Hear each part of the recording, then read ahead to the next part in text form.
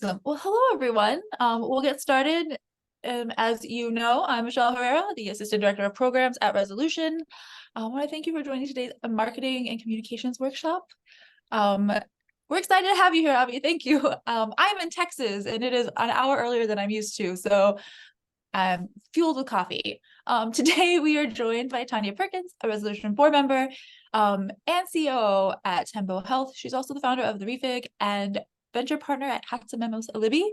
And if you were here earlier on the call, you may know she also went to college with George, which is a fun fact. Tanya will be discussing the ins and outs of marketing, communications, and all the things that has to do with in your pitch. As a reminder, we will record the session, which you know because I pressed record, and I will try to take some notes of any questions that come up. Please feel free to drop things in the chat and come off mute to answer questions. And with that, I will turn it over to Tanya. Hi there. It's great to see you all. Super excited about being able to talk about everything. But you know what? For some reason, I honestly it's showing me as not sharing. And are you guys seeing a share? No. Or You just went away. Okay, it just went away. Let's try this again. I do run a tech company, so now so don't be scared. It happens to the best of us. So nevertheless, how many of you guys are like in your first year of your fellowship? Second year? Third year? Quiet, or we're coming back. I see you shaking your head, Abby.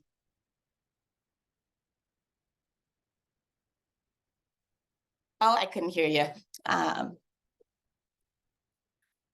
Cigar? Or how do you? It's been my fourth year. Abhi, we still can't hear you. Yeah. Oh, okay. Yeah.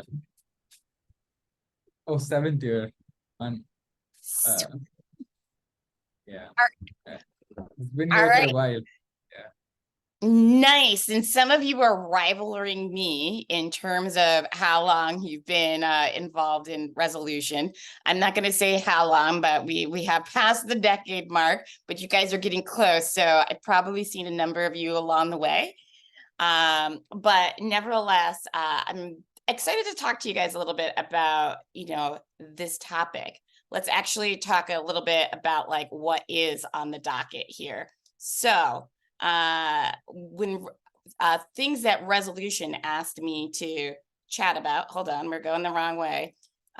This is what happens when you switch from being in Canva all the time to being in a Google Docs. You're like, it doesn't work. But nevertheless, Resolution asked me to chat with you all about how to identify your target market, how to make sure that you're meeting their needs with your product or your services, and ultimately how to market the company effectively. In my world, where that really comes down to talking about product market fit, and then from there, go to market strategy. So that's how we're going to talk about it today. In particular, I'm going to go ahead and talk a little bit about what product market fit is, and a little bit about what it isn't, and then get into, on a high level, how to achieve it. And then how to start, we'll dig down a little bit deeper about how to start identifying who your target customer is and understanding their needs. And then after that, we'll zoom back out and talk about the rest of the things that you need for your go-to-market strategy. That said, a few caveats before we begin. Let's actually start with the one in the middle, what you won't learn. I will not teach you a guaranteed formula. Sorry, there isn't one. In fact, a lot of people who have been super successful and have followed none of the rules. And then there's people who have followed all of the rules and gotten nowhere. A lot of the entrepreneurship game is a thing of chance and luck and perseverance. That said, why me? Why Tanya? Why am I here?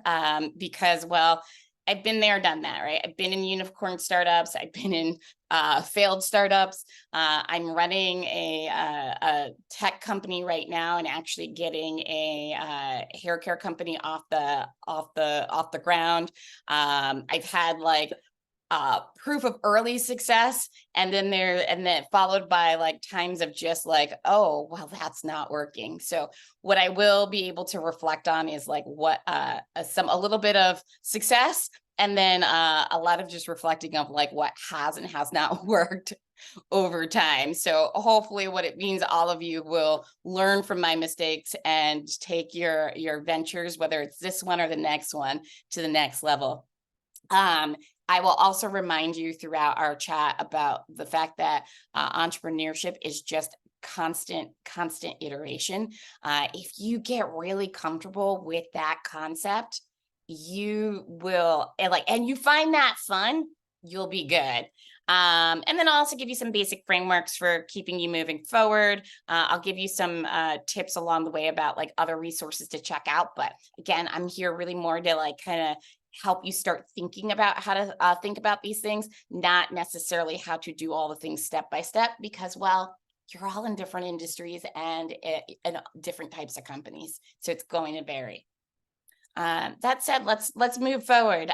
Also, in the pure thing of entrepreneurship, you guys are going to notice some typos. I just own that. I'm in the world of get stuff done. I'm not in the world of working in consulting. When I worked in consulting and government, I had things perfect, but in the world of get stuff done, I just move forward. So we'll just go with it. So nevertheless, what is product market fit? Well, actually, like I should have asked you guys all before this. How many of you think you already have product market fit? Like raise your hand, go ahead and do an emoticon. I don't. You don't? Okay. And then like a little bit of shaking heads, a little bit of silence. Some of that's probably a function of not having it, and some of it may be like, what is product market fit? I have worked with tons of entrepreneurs who swear that they have it and they have the key thing. And I'm like, is anybody paying for the thing that you're producing? And they're like, nope. Has anybody tried the thing that you're producing? Nope. They think because they have a great idea, which might be brilliant, that somebody's going to pay, or lots of people are going to pay them lots of money for it. Ultimately, you need to remember that at some point, product market, or at some point, someone needs to pay you for what you are doing. Doesn't matter that you're a social venture, right? Even if your end users can't pay for the thing that you are serving, someone in the world should value what you are doing enough to go ahead and give you some money to do it. And hopefully, and ideally, not only enough like money, but it should be money that covers the cost of producing it. And it should be more money than actually the cost of producing it.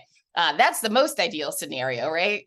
But I think that's something you really need to make sure that you're thinking about along the way. Does someone value this enough to pay for it in some sort of way, whether it's the end user or someone who cares about the end user? So that said, how do you go ahead and achieve it?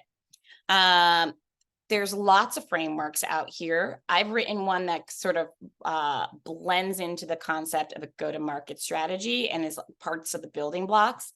So first step, and we'll go into several of these steps, but the first step is segment. Like look at like the various segments of a market, then go in, figure out which of those markets you're going to target, and figure out what they care about. So you're actually building something they care about.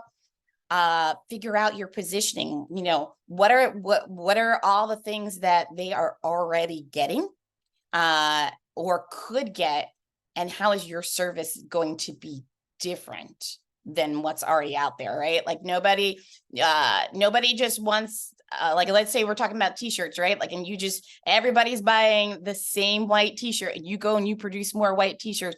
What's the value in that, right? Like, there's got to be a reason why they buy yours over someone else's. And then go build it, right? We're going to talk a little bit about like building an MVP or minimally viable product, but like after you figure out what people want, go build some of that, and then go test it, get feedback, and iterate. And then, you know what, you'll spend most of your entrepreneurship journey in that build, test, iterate sort of cycle. So nevertheless, let's talk a little bit about what each of those means. So first, identifying your target segment. If you think about any given market, there are lots of subgroups of people. There are lots of subgroups of products that you could sell. It's a lot. Instead of just saying, let's say we're good, like, again, let's say we're gonna sell t-shirts. Instead of just saying, I'm gonna target the t-shirt market, it's easier if you start to break that down, right? Because, well, some t-shirts are short sleeve, some are long sleeve, some are made with cotton, some are made with linen, some are high end, some are, mass market or trend, some have print, some have color, right? And each of those different types of t-shirts may actually appeal to a different group of people. You can go, what you want to do is, and it doesn't have to be perfect. You want to sit down, you want to think about how to segment the market.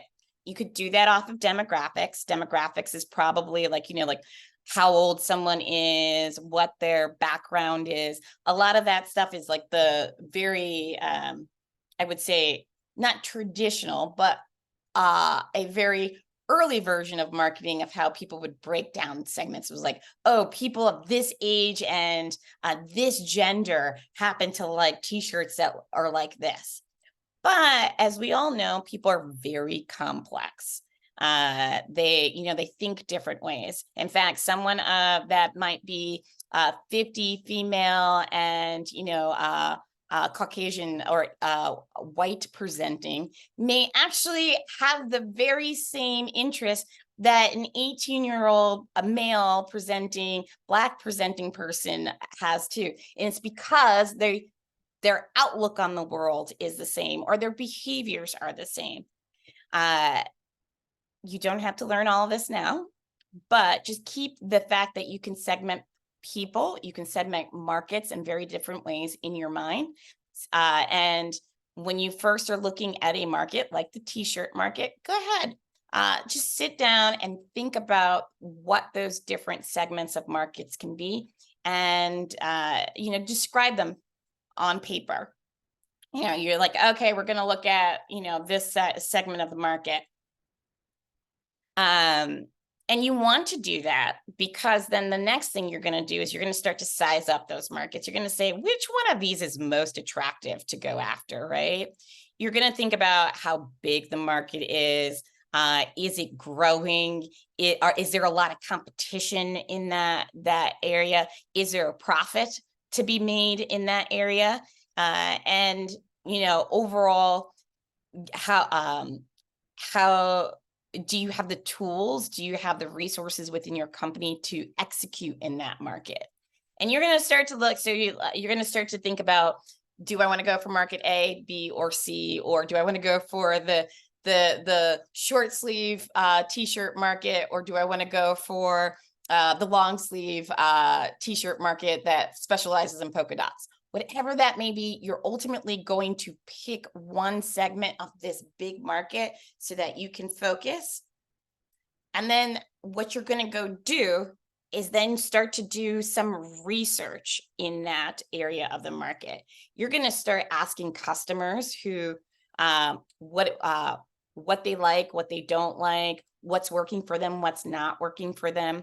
There are lots of different frameworks about how to understand what a customer's or market segment's unmet needs are. it doesn't matter which one you follow. The most important thing you do is that you actually go talk to your audience. And that is not, I talk to myself, I'm the audience, and it's what I want, so it must be what everyone else wants. You're just one person on this planet of billions of people. Or in that market, you are just one person in a segment of a market of millions of people, hopefully. Two of the frameworks I really like looking at, or two resources I would say, is looking at the concept of jobs to be done. It's a great framework for going in and actually finding out what your customer needs and doesn't need. And you go ahead and Google it, or get the book. There's also tons of workshops online that go through the jobs to be done framework.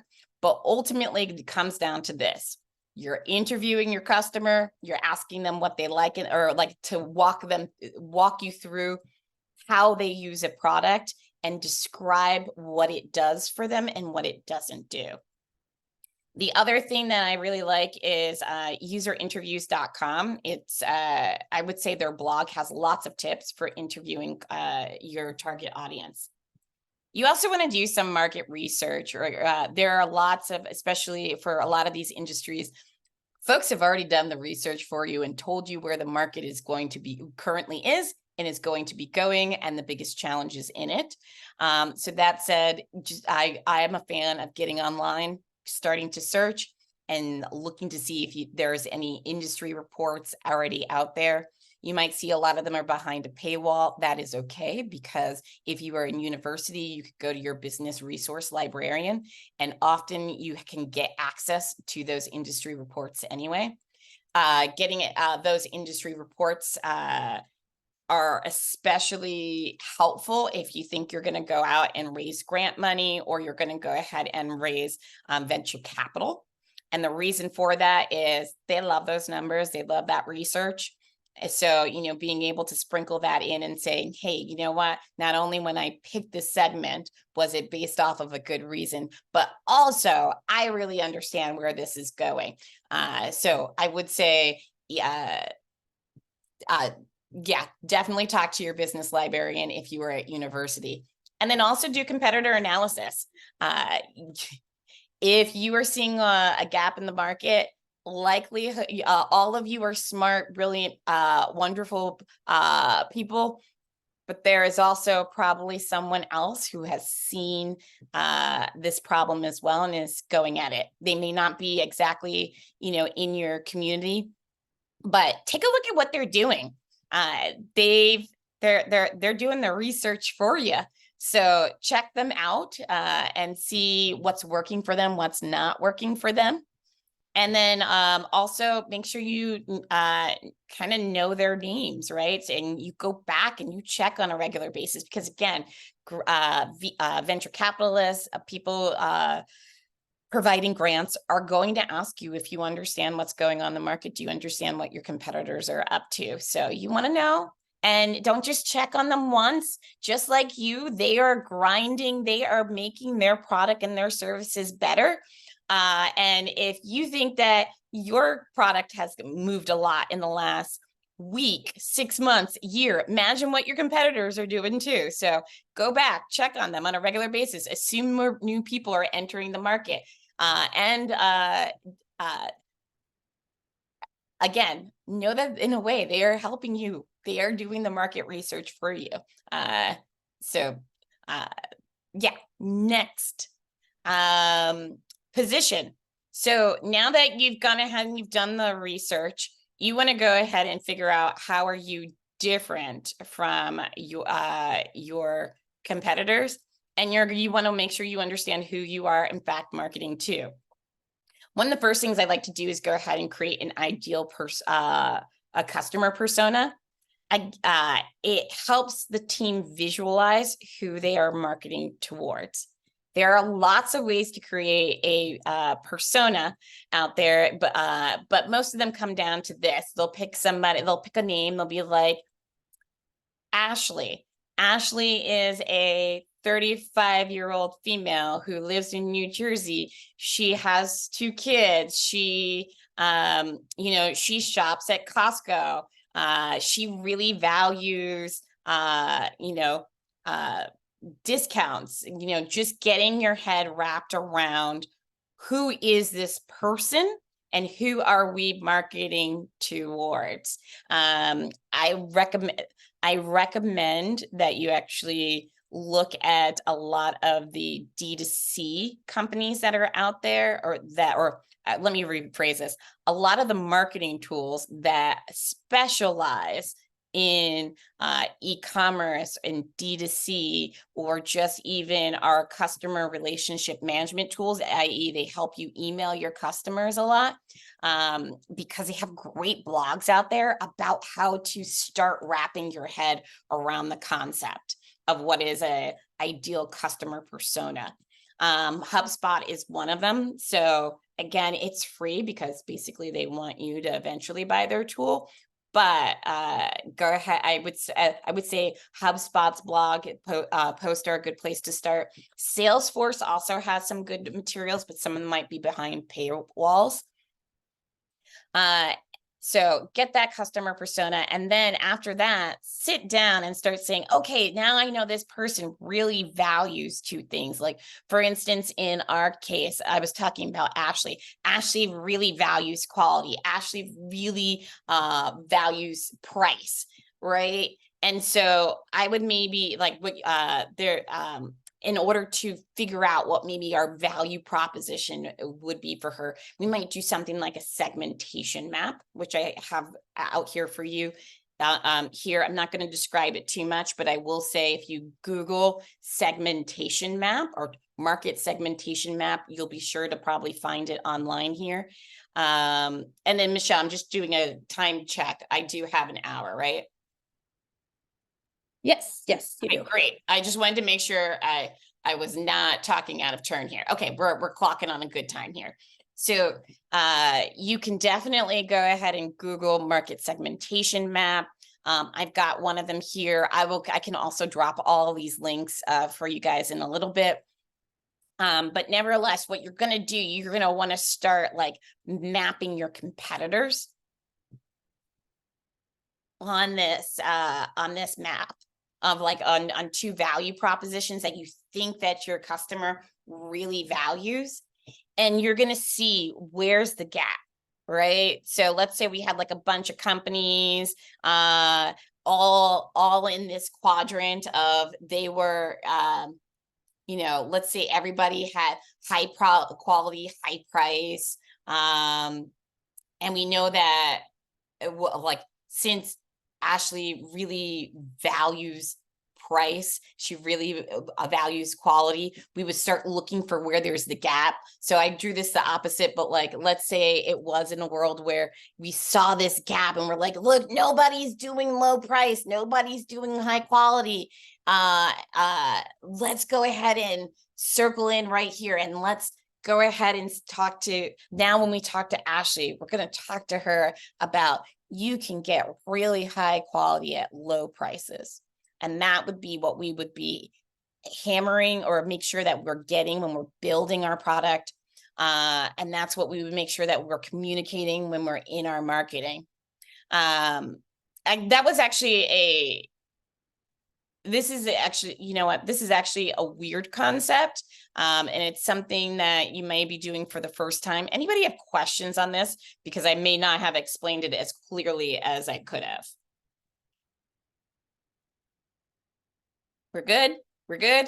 All right. So after you've done, you've figured out what your value prop, maybe you know what you're selling, with the type of t-shirts you're selling or you're building, you're going to go ahead and you're going to build it, right? You've done all the ideation. You're going to go ahead and build it. You're going to build a minimally viable product. And how many of you are comfortable with the concept of a minimal viable product or an MVP? All right. Anybody else? I'm gonna assume yes. All right. I'm gonna just make Yes, sure. I am. Thank you. Okay, cool. I am going to also say challenge yourself on the concept of minimal viable product, or your MVP. A lot of people say, you know what, in order to go to market, I need all these things. And then when I'm consulting and I kind of poke at it, that list of 20 things becomes 10 things, and that 10 things become 1 or 2 things. And ultimately, at each point you're trying, especially when you first go out to market, you are trying to see if that thing that you think is so different is important. So let's say, like, we go back to t-shirts, and you decided that the gap in the market was that there weren't custom t-shirts, right? And you're like, and you tell me that in order to run a custom t-shirt business, you're going to need a huge printing press, and you're going to need tons of different color paints and all sorts of stuff. And I'm going to go to you and say, hey, that sounds like a lot of money in order to get started. That sounds like a lot of time before you figured out whether or not people wanted a custom t-shirt. Wouldn't it have been easy? Well, like, what's the easiest thing that we could do to see if anybody is going to buy a custom t-shirt made by you? Could be that you go buy like some markers, right? Like some paint markers, or could be that you go and you buy a paintbrush and like 5 t-shirts and a couple, just like you borrow somebody's paints and you go paint on those t-shirts, and then you go take a picture of them and put them online, or you go stand out on the corner and try to sell them and see, did anybody stop and look and say, hey, that's pretty cool, I want one. And then if something like that bites, right? From there, you build upon that. What's that next thing? Okay, will anybody buy these online? Okay, build yourself a quick website. Don't spend thousands of dollars on the website. Build a lean website. And so what I'm getting at here is at each point of time, your hypothesis about where you want to sell, what you want to sell, how much you want to sell it at, you can do small incremental things to test whether or not people actually want that and will do that before you sink a lot of time and money into it. Because your most valuable asset, by the way, is your time. Your most tangible asset that people can look at is your money, right? But your time is so important. So before you go ahead and like do a lot to come up with something that you don't really have proof that somebody wants, go ahead and test it in small ways. And then if you get feedback that proves that people want it or want it differently, go build it. Go make it better. Any questions on that, or no? All right. So after that, after we go into that, oh, go ahead. Yeah, I actually had a question on the previous slide. This slightly contextual to say social venture. Can your value proposition be also centered around the fact that you are creating impact? Or now why I have this conundrum is because when you talk to traditional investors or VCs for that matter, impact is not a significant, of course it's a good to have, but it's not a must have. They're more focused on metrics and profitability. Now that I am pitching to impact investors for the very first time, I do believe that the way you position your product or your offerings to them also needs to have some sort of social tangent to it. And I was just wondering if a value proposition for them could also mean about how much impact you're able to create through your product. So I'm just sort of wondering in that direction, because I have also come from a very tech-heavy startup background where the way you pitch to these individuals are more about metrics, about value prop, about how are you better than your competitors. So it's quite cutthroat in the way you position yourself. I'm just sort of wondering how differently would this slide look like when you're pitching to impact investors, or does it have to be different at all? I want to answer that question in so many different ways. So I will say there's a way I would have answered a couple years ago, and then how I would answer now based off of how I see the world evolving, or at least a couple years ago, right, I would say the idea of mission-driven companies or doing good by doing well was still kind of novel, right? Like, and people would talk about positive impact, such as, what it didn't do for the environment, what it didn't do for education, as this externality that we somehow had to measure and bottle. And it was that, like, that third line on or that double bottom line, or that third bottom line. That said, and I think there is some fairness in that, especially for folks who come from very traditional finance backgrounds and we're trying to drive profits in a certain way. That said, I've worked in mission-driven startups. I've raised money for mission-driven startups. And I've hired people for mission-driven startups. This is both in my consultancy, by the way, and work with like a portfolio, or VC funds portfolio, and my own companies. And and it's sort of table stakes, particularly thanks to your generation. It's table stakes, right? You better be in a company that is at some point saving the planet. Like, what do you mean are you working in a company that's purposely polluting the planet and not doing something better? And so it's become such table stakes in the conversation that a lot of investors are like, okay, great. Yeah, no, we expect you to already be doing that. So come back to the fundamentals, come back to making sure that there is someone here who wants to pay for what you do, whether that, be a grantor or a government or the individual themselves.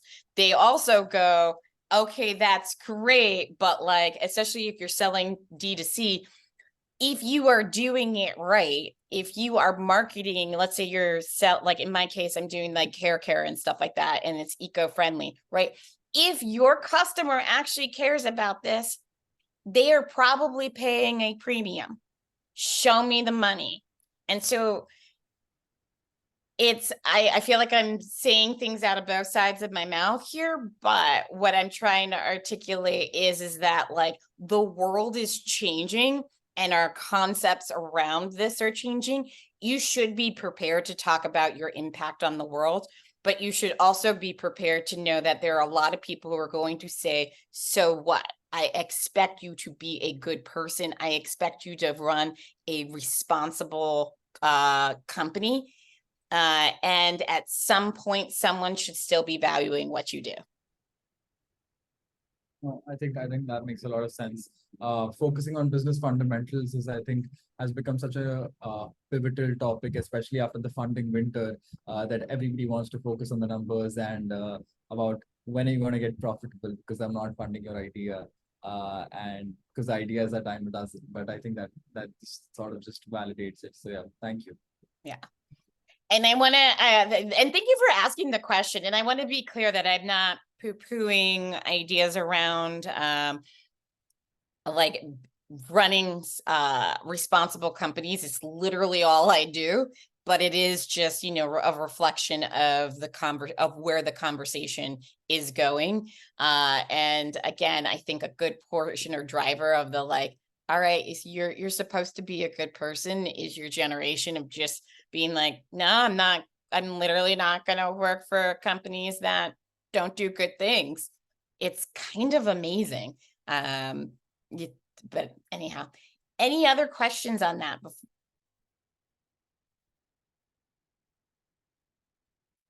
right, in that case, let's go ahead and talk about actually getting a like a marketing strategy done. So if you've taken a marketing class, you probably have heard about the 4 Ps, right? There's product, price, place, and promotion. We have already talked about product. We talked about how to get that product market fit. You're basically going to go ahead, you're going to figure out what market you're in. You're going to figure out what segment of the market you're in. You're going to figure out, you're going to talk to that segment of market and figure out where the gaps are.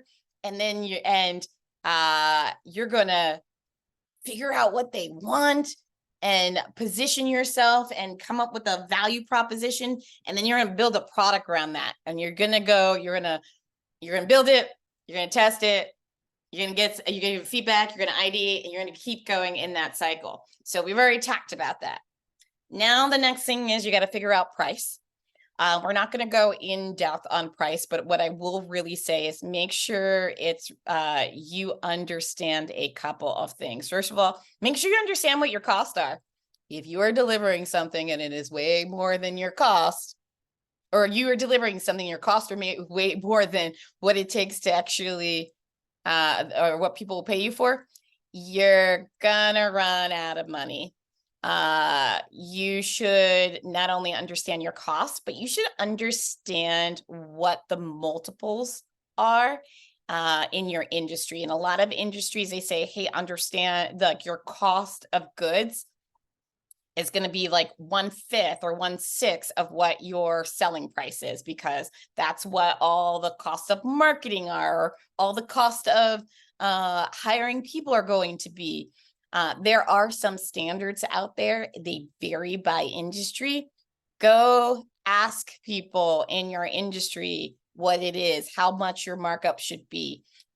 You do like, again, you want to make sure that your revenue is clearing your cost.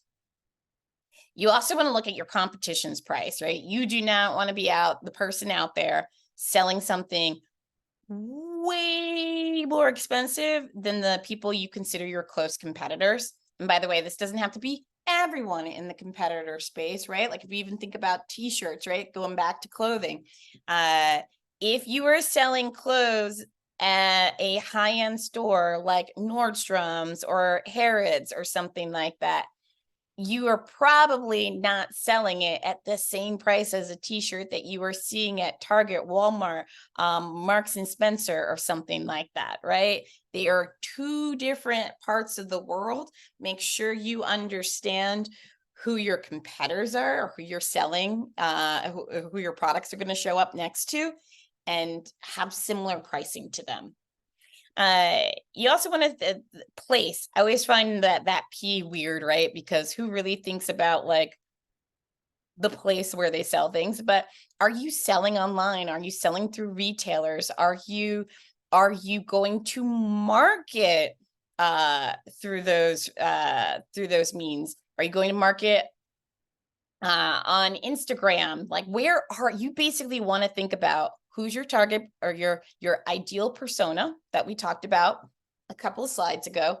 And you want to think about, where do they show up? Where do they buy things? Where do they consume information? You want to also make sure that it's in line with where they can think about those things. So for instance, if you know that the person that you're targeting to always checks Instagram first thing in the morning, right?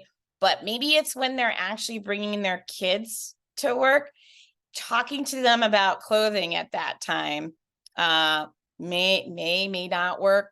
Talking to them about a nightclub when it on their again, when they're running off to work and dropping their kids off, probably not the time, right? They hear the message, but they don't have the time to actually do anything with the information. A better time to talk to someone like that about buying clothes might be when like they're about to walk into a clothing store. Or a better time to market to someone like that when about a nightclub might be when they're actually making plans to go out. Maybe it's Friday night. Maybe you're using GPS triggered social media ads. That is not something we're going to cover right now, but all I want to convey is that you want to make sure that when you are talking to the customer, where you can find them and when their mind is open to actually thinking about those things, right? In other words, don't sell try to sell stuff for Christmas in July. Just people aren't ready for it. The other thing you want to think about is promotion, right? I already talked a little bit about that. So I wrote that twice, but you guys get the point. Let's see. Any questions in general?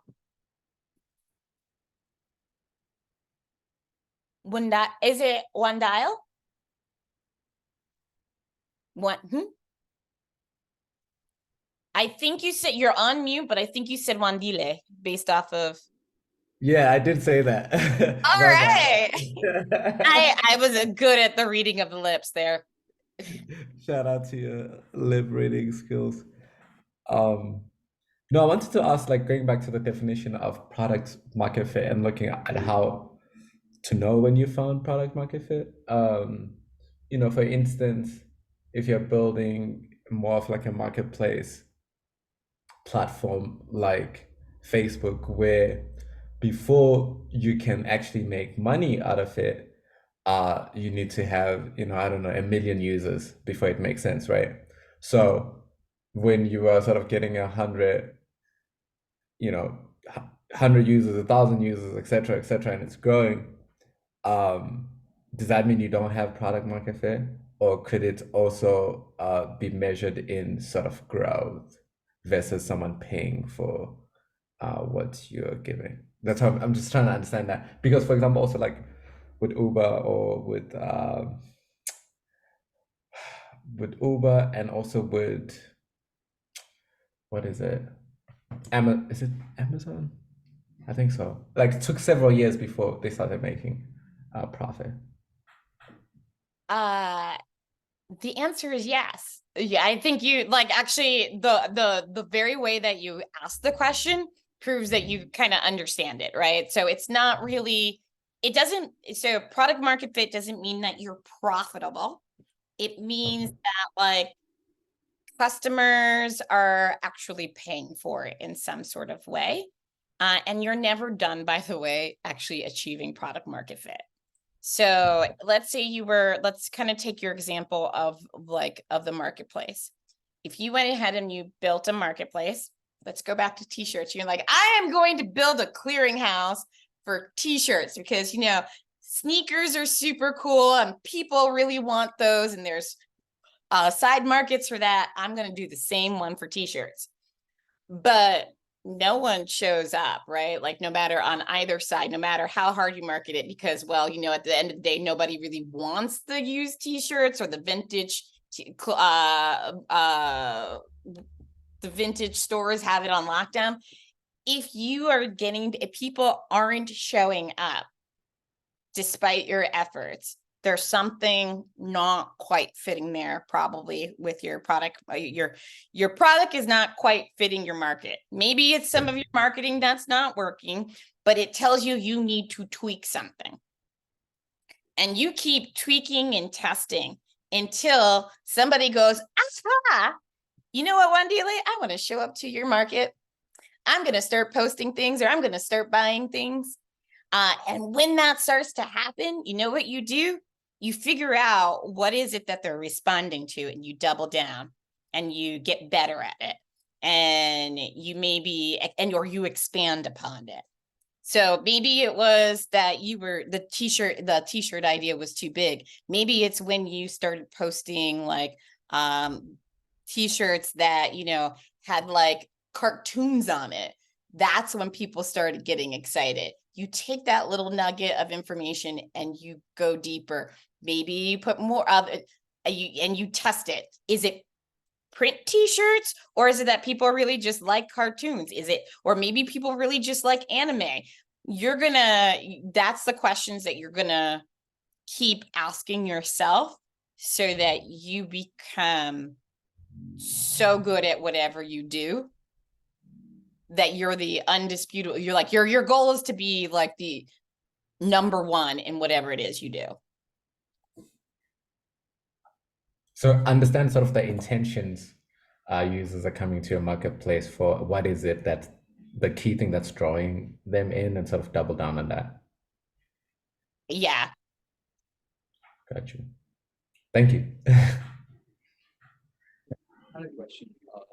I think my question is more fundamentally from the from understanding, say, US investors for that matter, and what is it that they're looking for, primarily to understand what is the number of years, what horizon do they look for when it comes to, do they ask for exit strategies? Are they curious about all of that when it comes to now, assuming that most startups in this program are yet to find product market fit, trying to find product market fit for that matter.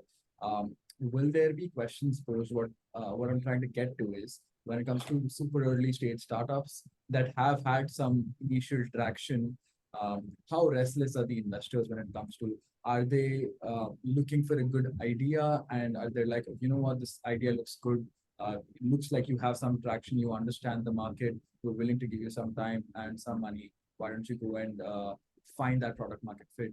Or is it the reason why this question comes in right now is because in India right now, I don't think investors currently have that patience. They're like, do you have something for us right now?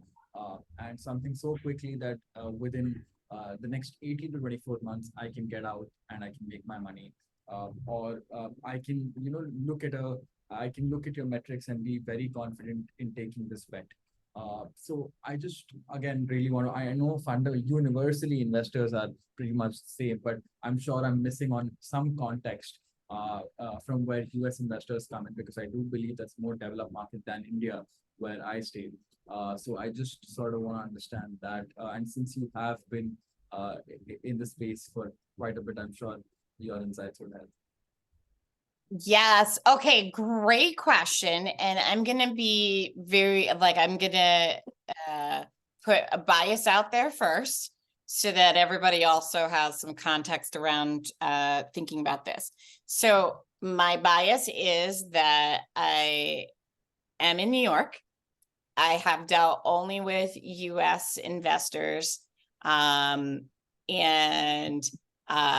had the privilege of sourcing companies for a VC fund and getting to see some of the early stage process, but I have largely been on that other side of saying, I got an idea, you should put your money in because you know what, I'm awesome and I'm going to make this happen. What I will say is, a lot of this is about making sure that you're talking to the right folks at the right time. For a lot of what you're talking about, and for a lot of where I would imagine a good portion of folks on this call is the people who are very interested in helping an idea get fleshed out a little bit are people who are at like pre-angel, pre-seed, and seed. What the definition of all of those is like, guys, once upon a time, these had very, very strong definitions. And then 2019 came along and just like, nobody knows, like deals that people are calling a Series B. Some folks were like, a couple years ago, that was a seed deal, and vice versa. It's wild out there. What I would say though is that it's a lot more emblematic of like just like where people's like size well, I don't even know. Like, yeah, I'm not even gonna pretend on that. Look for those titles and get into their websites and just start getting an idea of like, what have they said that they're interested in investing. And I'll say, though, I'll be honest, a lot of the things that people say on those websites don't really line up with what they want. Ultimately, I believe that there are investors out there who are interested in helping people suss out their ideas. You want to go ahead and not only find who those people are, it is also great if you can find someone who will help you, not just give you a check, but here's some dollars, come back with money. People who have invested before, who actually are veterans in whatever industry it is that you're trying to break open. They have connections. They understand that if I give you money today, it doesn't mean a guaranteed later. You want someone who is committed to networking on your behalf and introducing you to folks, that when you send them an email and say, hey, you know what? This thing over here is not working. You want to know that they don't go, oh, how dare you have it not work? You want someone who says, thank you for trusting me and being honest that something's not working for you. No worries. I understand that you are an entrepreneur and don't know everything underneath the sun. Let me introduce you to somebody. Let's talk it through. Let's strategize. And you're only going to get to know those things if you really talk to investors, or talk to the investor before you take their money. That was part of your question. You had a question about exit strategy and stuff like that, but I want to pause and just check in. How is what I'm saying around like the investor type lending, angel, pre-seed and seed? Right. So I think from what I'm trying to understand, again, like I think all of these are great insights. What I'm also trying to get to is what is sort of the lens through which US investors look at when it comes to international investments, when it comes to, say, most of the 15 folks, I know there are a few who are from the US, and then there are others who are, say, from other countries. So how do they look at those investments? Is there something different that they're looking for when it comes to these investments? Because if they are, sort of willing to bet on a different market altogether, what excites them about it? And it should be sort of play that here, because again, this is the first time I'm pitching to international investors. I want to keep that in mind when I come and pitch there, that if they don't understand, say, the Indian market, how much of the Indian market do I talk about? How exciting is the opportunity here? And then talk about, say, because we did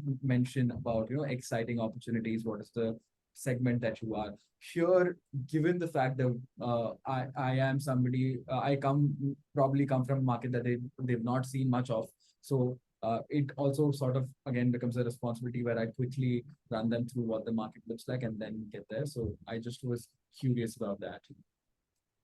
Okay, so that one is like the lens is, it can be literally anything, right? I do know there are some funds that either if they're US or they're EU based won't look outside of their region. And then there's other ones that do have a mandate where they can look. In fact, it was just at an event last night, and there were several funds that were West Africa and like South Africa focused. I would say, honestly, if you're trying to figure out those vibes, and actually this goes for anything, right? What you want to do is go find your person, right? You want to go find your fund or whomever who is going to, whether they invest or not, is a friendly investor and can give you the lay of the land and give you that feedback.